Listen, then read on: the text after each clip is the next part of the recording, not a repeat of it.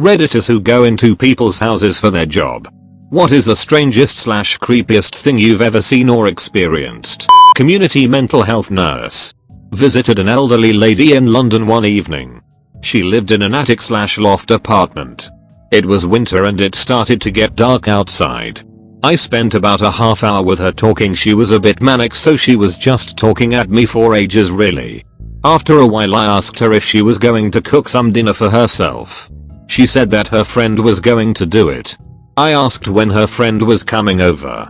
She said that he's already here and looks over my shoulder. I turn around and there's a black man standing up in the dark corner of the room behind me.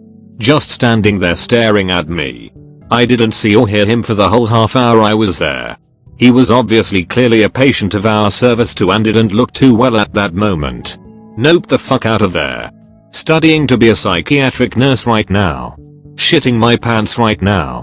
Not me but my mom. She's a visiting physical therapist. She used to work in a small city in the area with some bad areas. And she had to do therapy for a rather overweight guy who was pretty paranoid but the people in his complex. Granted, most of us would be too, but my mom sat down on the couch and felt something hard underneath the cushion. She had the guy get what it was. And it was a stick with a large knife taped to the end. She had almost sat on the knife too. She asked him if there was anything else like that in or around the area she needed to work in. And he managed to remove multiple knives, makeshift spears, and a syringe-based weapon. He was HIV positive. My mom discharged him shortly. That last weapon just fucking terrifies me. Even if it won't kill me or really do much in the short term or even sway a fight, it scares the bejeebus out of me. When I was young we used to clean up after fires. The soot goes everywhere. So everything has to be cleaned. Even dildos, Polaroid nudes and all other sex toys. We would have to go through their drawers and clean everything. And I always warned them. This was in the late 80s, so there was no internet then. But at that time Polaroid nudes were popular. As for creepiest, I once had to attempt to clean a fancy chair that had a rotting corpse on it for weeks.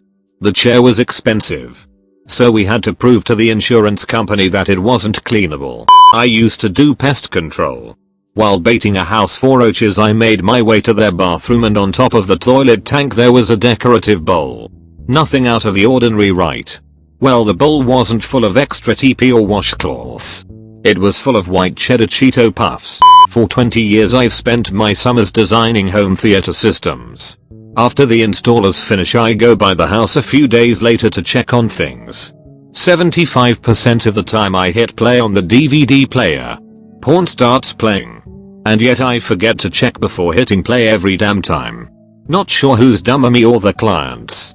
Oh, and the recent one went by the client's house to do the usual check-in. He showed me his wall of heroes in the foyer. It consisted of framed autographed pictures of Charles Manson, Ted Bundy, and Henry Lee Lucas. And a few others I'm forgetting. Plus some framed letters from them. Wall of heroes indeed. When I was in college I was a pizza delivery driver for a small local pizzeria in a very upscale area. I saw some weird and or cool stuff, but this one stands out. This takes place over a couple of weeks. While not out on a delivery, the drivers answer the phones to take orders. I took an order from an obviously drunk man. Fast forward a few days and take another order from the same guy. Again, he is very drunk. A few days later I come into work and there is a message posted by the phones to not take orders from the address of the drunk guy. He had written bad checks to pay for the pizzas he had ordered. He calls again. Drunk.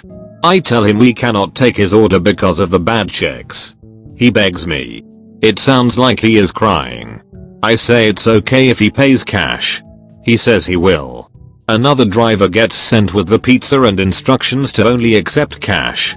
About 20 minutes later the driver calls to say that the guy doesn't have any cash. The guy wants the driver to bring him to an ATM. I tell the driver just to come back. When the driver gets back he is almost in tears. The guy's pathetic. He's wasted drunk and there are bottles scattered all over his beautiful place.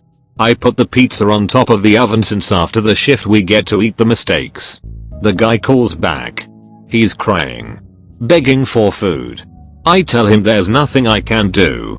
He says he hasn't eaten in however long. Again I buckle and tell him I'll give him the pizza after the shift if nobody wants to eat it. A few hours later the pizza is still on the oven, so I drive it over to the guy's house.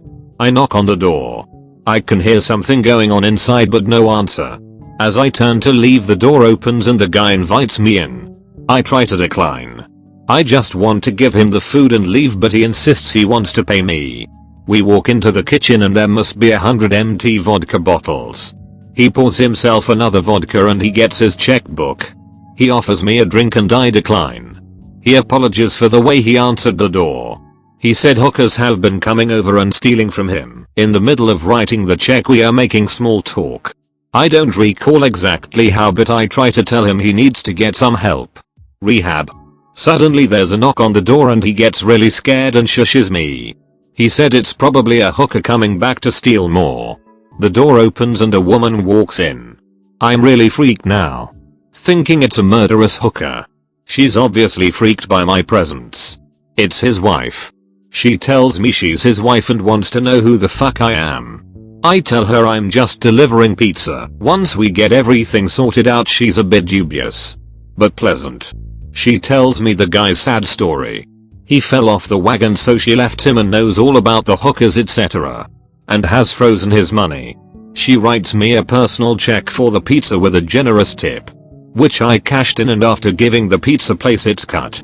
Split the tip with the other driver. About $10 each. Fast forward a few days. I'm back at work and the boss hands me a letter. It's from the woman thanking me to my boss. My kindness convinced her husband to go back into rehab. My boss asked what I was thinking. It was none of my business to get involved. Got fired. Thanks for watching. Make sure to like and subscribe for more Reddit After Dark. Have a good night.